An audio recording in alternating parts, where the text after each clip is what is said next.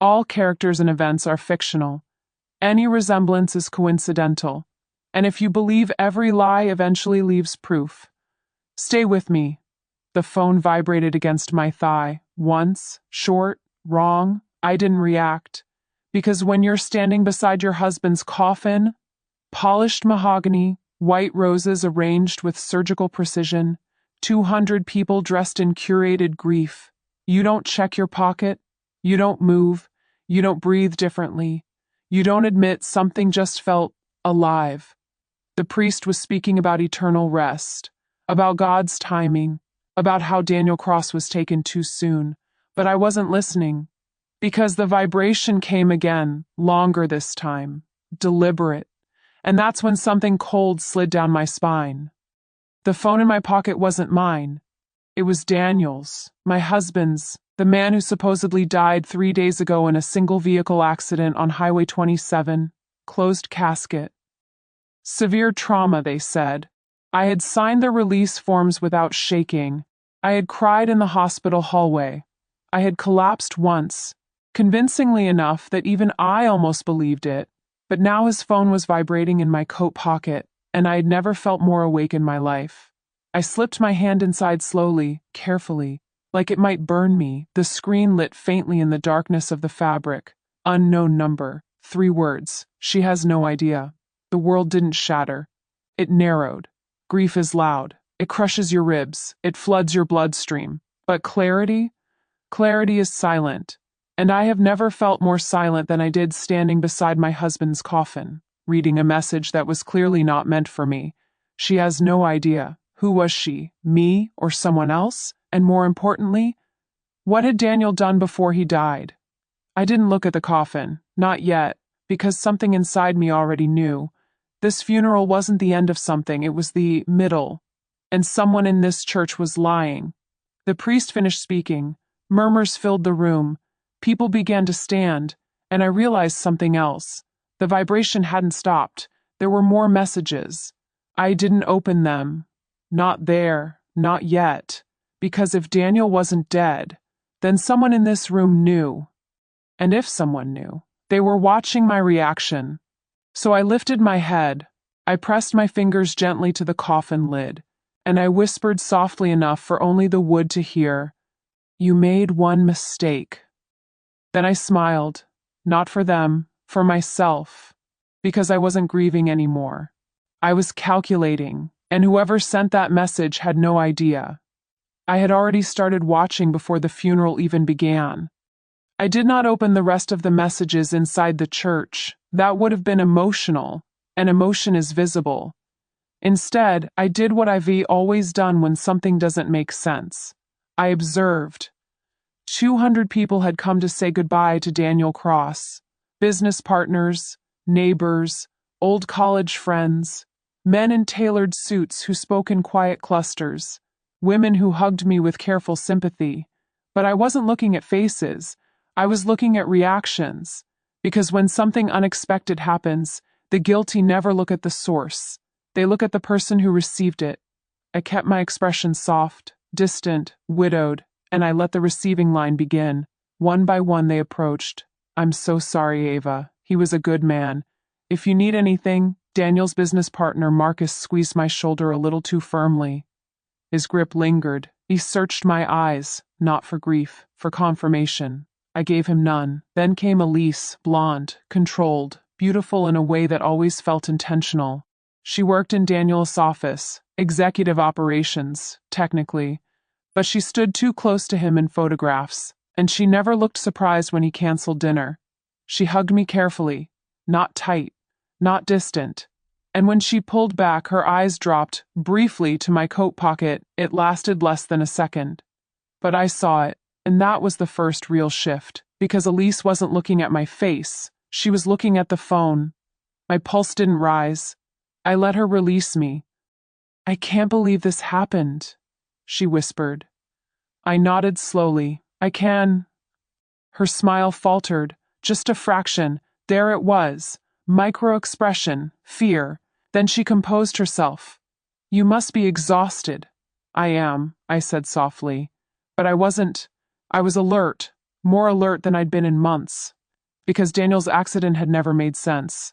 Single vehicle, no witnesses, late at night, closed casket immediately, no viewing, no identification required, and the paperwork had been rushed, too rushed. At the time, I'd told myself trauma looks different for everyone. Now I knew something else. Efficiency hides things. After the final condolences, the crowd shifted toward the reception hall. I stayed behind, just long enough to watch who didn't leave immediately. Marcus left. Elise stayed. She lingered near the coffin, pretending to adjust flowers, pretending to check something. And then, her phone buzzed. She stiffened. She didn't take it out immediately.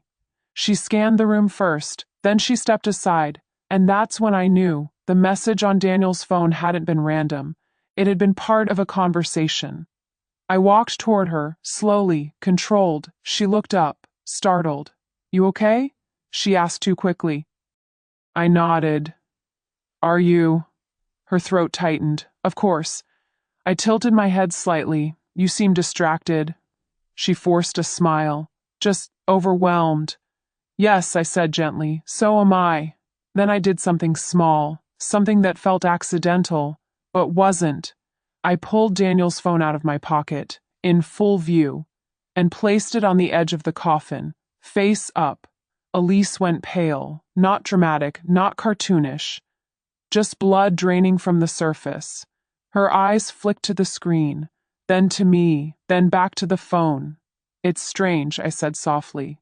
"It keeps vibrating." She swallowed. "I didn't know you had it." "I have everything that belonged to him," I replied. That sentence landed harder than it sounded. She didn't respond, because she understood the implication. If Daniel was part of something, I now had access to it, and she didn't know how much I'd already seen. I slid the phone back into my pocket. "Thank you for coming," I said. She nodded and stepped away, but her hands were shaking now, and that was enough for me. The reception was loud, too loud, champagne glasses, low music, people pretending grief pairs well with catering. I stayed near the back, observing, and when I was certain no one was watching, I stepped into the hallway, alone. I unlocked Daniel's phone. He never changed the passcode, anniversary date. Predictable. There were 6 unread messages from the same unknown number. I opened them. She suspects nothing. Transfer completed, accounts cleared, car was handled, and then, make sure she signs before Friday. My breathing didn't change, but the room tilted slightly. Car was handled. Make sure she signs before Friday. Daniel wasn't dead, or if he was, his death was part of something. And Friday? Friday was the day of the estate freeze, the day insurance would process, the day assets would move. That wasn't grief in my chest. That was structure. Daniel had been preparing something, and someone believed I was still in the dark. I typed 3 words back. "Who is this?" No response. 30 seconds passed, then, wrong phone? I stared at the screen. They didn't know he was dead, or they didn't know I had the phone, which meant the accident wasn't public knowledge in whatever circle this was. And that meant something bigger, much bigger. I slipped the phone away as footsteps approached. Elise again. She stopped when she saw me. "You shouldn't be alone," she said gently. "I'm not," I replied, and for the first time, I meant it, because the truth was no longer abstract. It was forming, and somewhere inside that truth was the reason my husband's coffin had to stay closed. I looked at her. "Did Daniel ever mention Friday to you?" Her eyes flickered. "Just a second. Friday?" "Yes," I said softly. "Before he died?" She shook her head. "Too fast. No." And that was confirmation. Because people who don't know something think first, then answer. She answered before thinking. I nodded slowly. "I see." She shifted her weight. "I should go." "Yes," I agreed. "You should." She left, but not calmly, not composed. She walked like someone who just realized a plan had cracked. I stayed in that hallway for another minute. Then I whispered quietly, "You made one mistake, because if Daniel had faked his death, or staged something, He underestimated one thing. I work in compliance, paper trails, transfers, timing, and if someone thought I would sign something blindly by Friday, they had no idea who they married. This funeral wasn't the end. It was the beginning of an audit, and audits don't miss details. I left the reception before anyone could stop me. No dramatic exit, no excuses. Just a quiet widow walking toward her car while 200 people toasted a dead man who might not be dead. The sky was gray, cloud-heavy, like the weather had rehearsed for this. I sat in the driver's seat for a full minute before starting the engine, and instead of crying, I opened Daniel's email. His laptop was still at home. Unlocked, because Daniel never thought I'd look. That was his second mistake. The first was assuming I wouldn't question the accident. The third was believing I didn't understand how money moves when people are trying to disappear. I didn't drive home. I drove to the office. My office, after hours. Badge access only. The building security guard gave me a sympathetic nod. Rough day, he said gently. Yes, I replied. It's not over. He didn't understand that. But I did. Inside, I logged into systems most spouses would never think to access, not his personal accounts, his corporate compliance logs, because Daniel ran an investment advisory firm, and firms like that don't move money without leaving fingerprints. You just have to know where to dust. 3 months before his death, a shell entity had been registered. Foreign jurisdiction, clean, no obvious tie to him, but the transfer patterns were wrong. Too cautious, too spaced out, like someone trying not to trigger automated flags. Except, he married someone who built those flags. I cross-referenced the timestamps from the text messages with transaction records. Transfer completed. 11:42 p.m. Same time an account labeled E Holdings shifted $2.4 million into an external account. E Holdings. Elise? I leaned back slowly. Not shocked, not hurt, structured. Daniel wasn't running away alone. He had a partner, and not just romantically, operationally. The accident report suddenly felt different. Single vehicle, highway barrier, instant death, closed casket, no viewing. Insurance approved within 48 hours. Too efficient. Accidents are messy. This one was neat. Neat means planned. I pulled up the police report. There was a detail I'd missed earlier. The body was identified by dental records, not visual confirmation, because of severe trauma. Dental records require records on file, which Daniel had recently updated. 2 months ago, routine checkup, digital scans, perfect timing. He prepared his own identification. That's when the silence inside me hardened. This wasn't grief. It was architecture.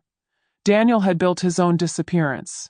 Insurance payout, asset transfer, estate freeze Friday, my signature required, which means the real objective wasn't his freedom. It was my compliance. He needed something signed before Friday. That message, make sure she signs before Friday. He wasn't running away yet. He was waiting for me to finalize something that would release funds or waive legal rights. I opened the estate documentation. There it was. A clause, subtle, buried, power of execution authority transfer pending widow consent.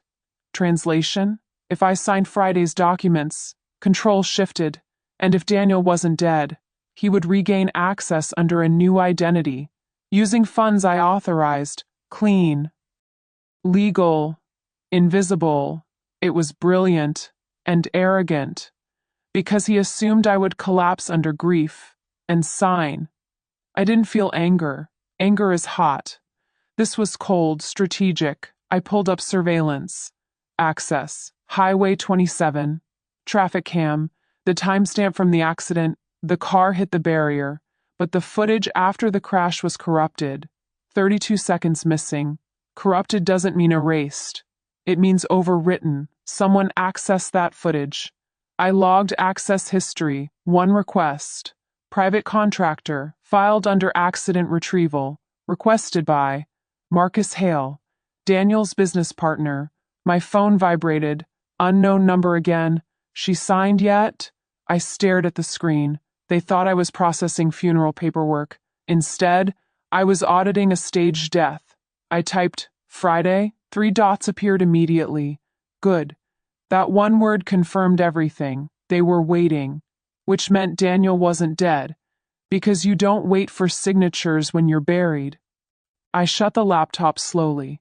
And for the first time since the priest whispered in my ear, I smiled. Because this wasn't a betrayal. It was an attempt, and attempts can fail. But only if the target wakes up. I drove home. The house was quiet, still staged like a grieving home. Black clothes on the bed, condolence cards on the counter, white flowers beginning to wilt, Daniel's shoes still by the door, except one pair was missing, his travel boots. I went into the closet, 3 hangers empty, passport gone. I checked the safe, second passport, alias name, issued 4 weeks ago. Daniel Cross had already become someone else, but he made one fatal error. He used a banking institution that required multi-layered identity verification. And I worked for that institution. I sat on the edge of the bed and finally allowed myself to feel something. Not sadness, not betrayal, clarity. He didn't leave because he hated me. He left because he needed my signature, which means I still mattered, operationally, financially, legally, and if I mattered, I had leverage. I picked up my phone, called my attorney, not the estate attorney, the one who handles regulatory enforcement. He answered on the second ring. Ava? Yes. Are you okay? No. Pause. What happened? I spoke evenly. Daniel isn't dead? Silence? Then? That's not possible. It is. Another pause. Explain.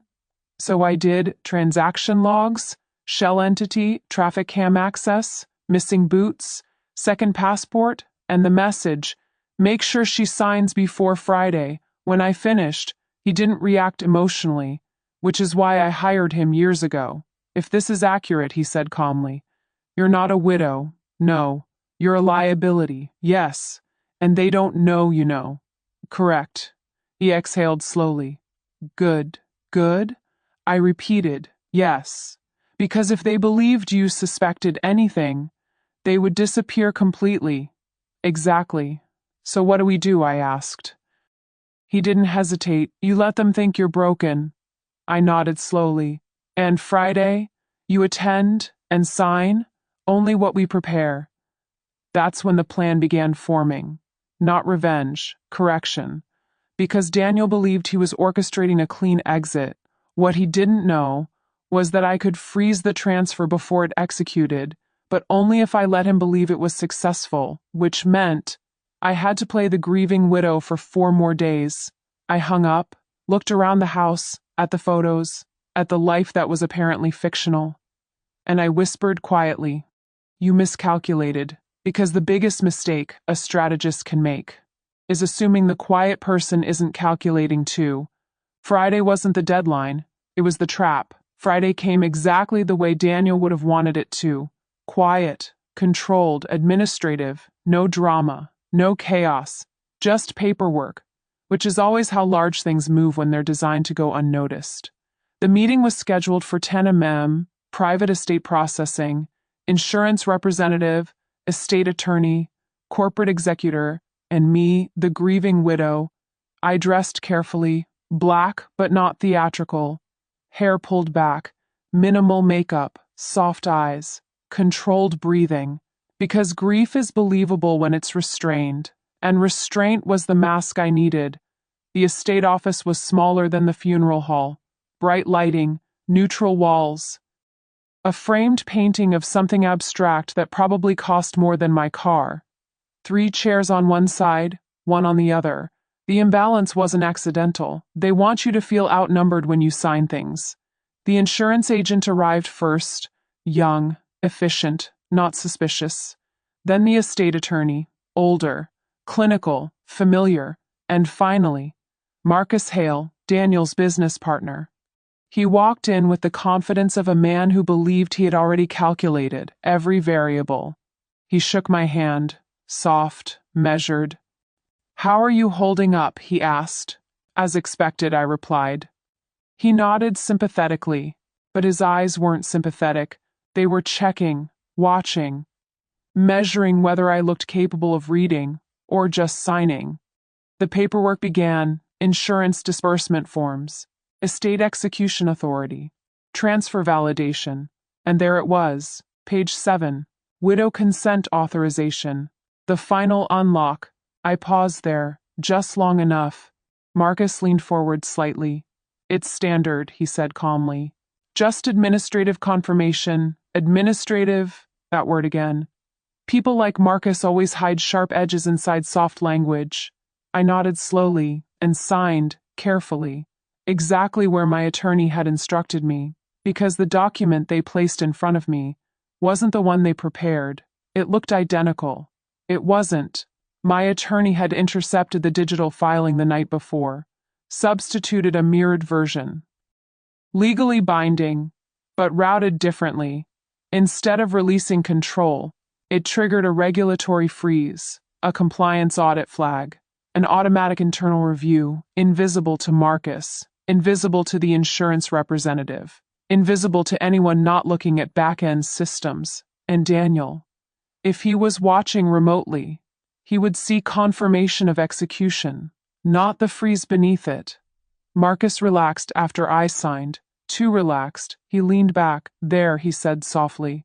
That part is done. Done. Interesting choice of word, because that's when his phone vibrated. Once. He ignored it, then again, longer. He frowned, apologized, stepped outside. I watched him through the glass wall. His expression changed slowly. Not panic, not yet, confusion, then calculation, then a flicker of something darker. He looked up, through the glass, at me, and I smiled, just slightly. He returned to the table, calmer than before. Minor delay, he said evenly. Banking systems are running slow this morning. Of course they are. Because when a compliance freeze triggers, internal review systems reclassify the transfer. And slow is the word you use when you don't yet realize you've stepped on something sharp. The meeting ended without incident. They believed everything had processed. I drove home and waited. It didn't take long. At 2:17 p.m., my phone vibrated. Unknown number. You signed. Yes. 3 dots appeared. Paused. Then, good. I didn't respond.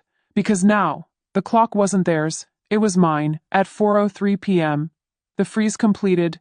Internal compliance escalated the account cluster, flagged the shell entity, cross-referenced the traffic cam contractor, connected Marcus to retrieval request, and pulled travel watch list alerts tied to the alias passport, because when a regulatory freeze expands, it doesn't whisper, it pulls threads. At 4:47 p.m., Daniel Cross attempted to board a private charter flight in Lisbon, under a different name, the alias passport, but his funds were inaccessible, frozen mid-transfer. He wasn't arrested immediately, because authorities prefer confirmation. He tried again, wire transfer, denied. Then he made a call, and that call was monitored, because once compliance escalates to fraud suspicion, every outgoing connection from flagged accounts becomes traceable. Marcus called me at 5:12 p.m., no pleasantries. What did you do? I kept my voice steady. I signed. You interfered. No, I replied softly. I complied. He went silent. Then, you have no idea what you've done. That's when I finally let something surface. Calm, cold. You tried to erase me. Silence. You staged his death. He didn't deny it, because denial requires ground, and he no longer had any. You don't understand, he said quietly. I understand perfectly. There was a pause. Then, you think this ends clean? It already has, I replied, and I hung up. At 6:30 p.m., authorities detained Daniel at the airport, not because I accused him, but because money froze mid-escape. And when money freezes, people ask questions. By 8 p.m., Marcus's office was under review. Traffic cam contractor under investigation. Shell entity flagged internationally. And Elise? She left the office early, but not early enough, because once internal systems map transfer authorizations, every associated digital signature becomes evidence. Daniel called me once, from a restricted number. I answered. He didn't speak immediately, neither did I. Finally, "You were supposed to sign," he said quietly. "I did. You changed something." "Yes." A long silence. Then, "You always were smarter than you looked." That was the closest he would ever come to respect. "You always were louder than you needed to be," I replied. He exhaled slowly. "Why?" That question, as if betrayal requires explanation. "You tried to erase me," I said evenly. "And you assumed I wouldn't read." He didn't argue, because that was the truth. "I never intended to hurt you," he said softly. "No," I replied. "You intended to remove me, and there's a difference." He went quiet. "Because removal sounds colder than betrayal." "I could have let you leave," I continued. "But you wanted everything, and when you want everything, you leave fingerprints." He didn't respond. The line disconnected, and just like that, Daniel Cross was no longer a dead man. He was a detained one. But this wasn't the climax. Not yet. Because Daniel wasn't the architect. He was the visible piece. Marcus had orchestrated the structure, and Marcus had made one more mistake. He believed I was emotional, instead of strategic. 3 days later, formal charges were filed: insurance fraud, conspiracy, identity manipulation, corporate concealment. The news didn't run it loudly, because financial crime is quiet, but reputations collapsed instantly, and when the headlines finally connected Daniel's death to fraud, the priest from the funeral called me. "He isn't inside," he'd whispered. "Now," he said softly, "I'm sorry I didn't say more." "You said enough," I replied, "because sometimes one sentence is all you need to wake up." I stood in my living room that night. The same house, the same furniture, but it no longer felt like a set. It felt reclaimed, and when the right moment arrives, it doesn't explode, it corrects, and the correction is permanent. People think the arrest is the ending. It isn't. The arrest is noise. The real ending happens in silence. In the rooms where decisions are signed, licenses are revoked, accounts are permanently locked. Daniel was held for questioning in Lisbon for 48 hours before extradition procedures began. He didn't fight the transfer. He knew fighting would draw more attention, and Daniel had always preferred control over chaos. Marcus, on the other hand, tried to move fast. He scheduled emergency meetings. He contacted secondary investors. He attempted to liquidate personal holdings that hadn't yet been frozen. But the freeze had been layered. That was the part he didn't anticipate. When compliance triggers internationally, it doesn't simply halt one transaction. It maps behavior. It reconstructs intent. And Marcus had left a trail, not obvious, not reckless, but consistent. The contractor who retrieved the phone, the shell entity created under a consulting name. The silent insurance rider added 6 months before the accident. Everything had timestamps, and timestamps don't lie. The official investigation began quietly. No dramatic press conference, no flashing cameras, just letters, subpoenas, account freezes expanding outward like ink in water. Elise was the first to crack. She wasn't built for interrogation rooms. She was built for boardrooms. The moment investigators showed her the shell account signatures and the email routing tied to her device, she asked for counsel, which is what people do when they realize they were useful. Not important. Useful. Marcus held out longer. He insisted Daniel had acted independently, that he had no knowledge of the alias passport, that the estate transfers were administrative oversight. But oversight doesn't stage funerals, and oversight doesn't move 7 figures through staggered transfers under reporting thresholds. Oversight doesn't arrange a closed casket. It took 3 weeks for the formal indictment: fraud, conspiracy, insurance manipulation, identity falsification, attempted asset theft. Daniel was flown back under custody. The news cycle caught it then. Because the story changed, it wasn't tragic accident widow. It became stage death scheme uncovered by spouse. They wanted interviews. I declined, because this was never about spectacle, it was about correction. Daniel saw me once more, in a controlled legal setting. He looked smaller, not physically, structurally. The confidence was gone.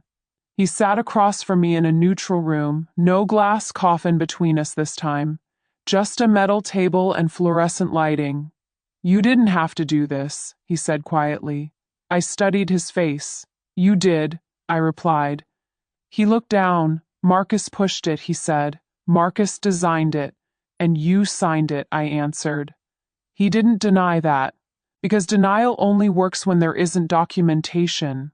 "You could have walked away," he continued. "I was going to let you keep something." Something. I almost smiled. "That's the problem," I said calmly. "You believed everything in my life was something you could allow." He leaned back. "And now?" "Now," I said evenly, "you're not the one deciding. There's a moment when people realize the leverage is gone. It isn't dramatic. It's quiet. Their shoulders drop. Their eyes stop calculating." Daniel reached that moment then. He didn't apologize. He didn't beg.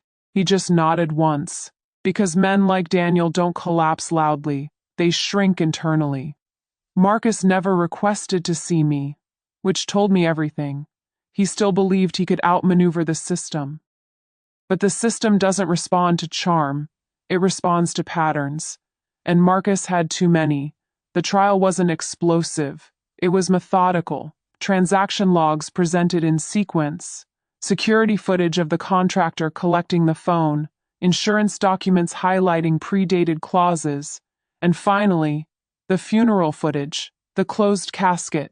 The widow signing. The timeline. The room went silent when the alias passport appeared on screen. Because death is powerful, but fake death, that's theatrical, and juries don't like theater when money is involved. Daniel was convicted on multiple counts. Marcus on conspiracy and financial manipulation. Elise cooperated early enough to reduce her sentence.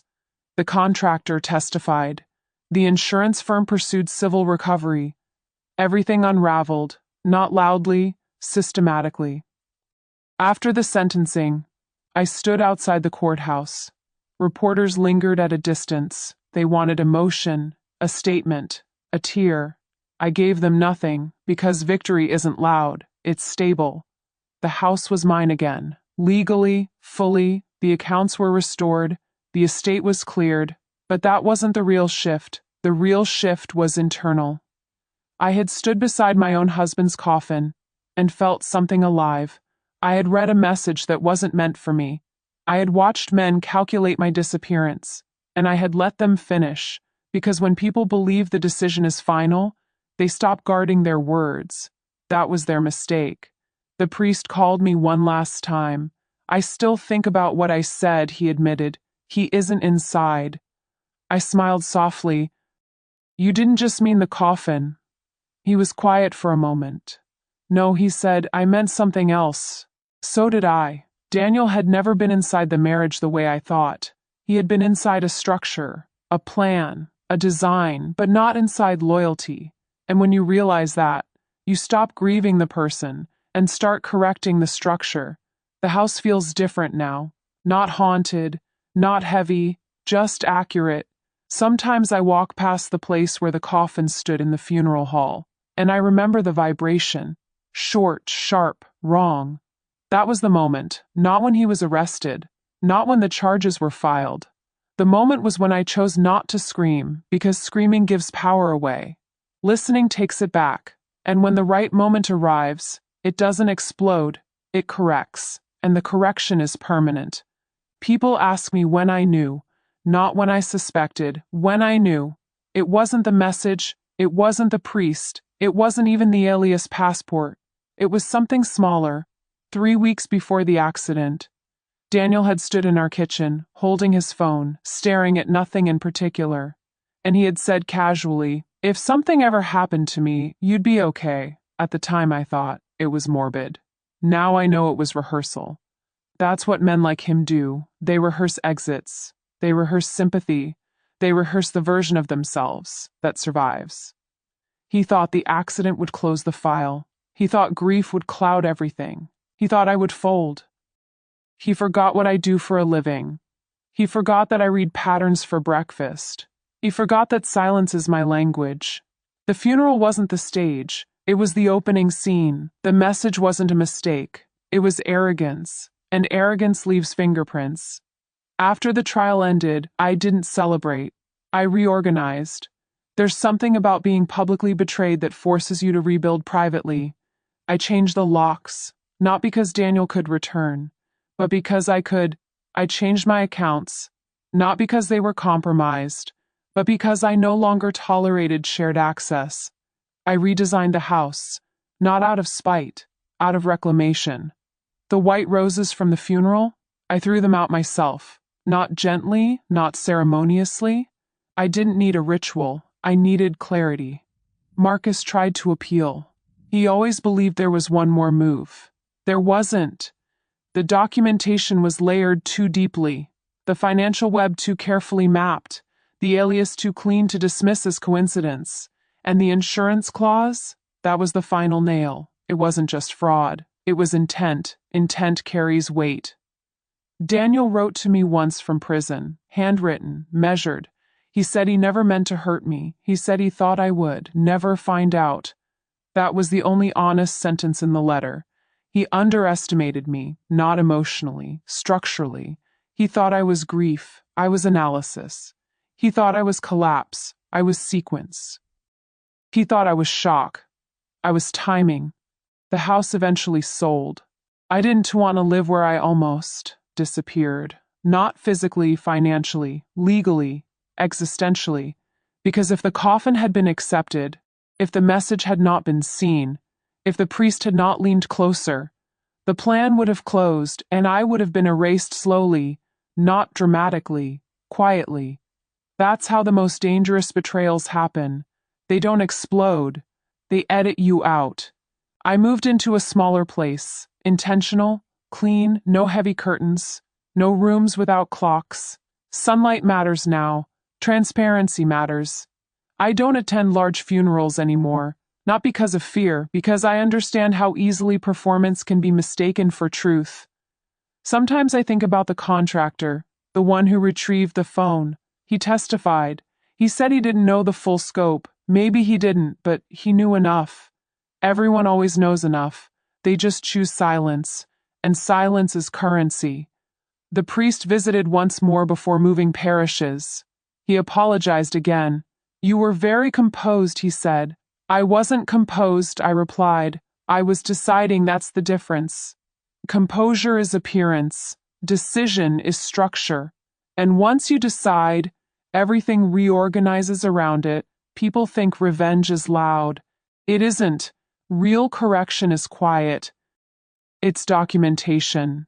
It's patience. It's letting someone finish speaking. Because when they believe you've already lost, they relax. And relaxed people make irreversible mistakes. Daniel believed the accident was the final act. He believed the coffin closed the story. He believed the widow would crumble. Instead, he revealed, Marcus believed wealth insulated him. Elise believed proximity to power protected her. They were all wrong. Power isn't volume. It's leverage. And leverage isn't loud, it's prepared. When I stood beside that coffin and felt the phone vibrate, I didn't scream. I listened. That decision rewrote everything. Now when my phone vibrates, I don't flinch, because nothing hidden remains. The accounts are clear. The name is mine. The structure is stable. And the lesson? It isn't about trust. It isn't about betrayal.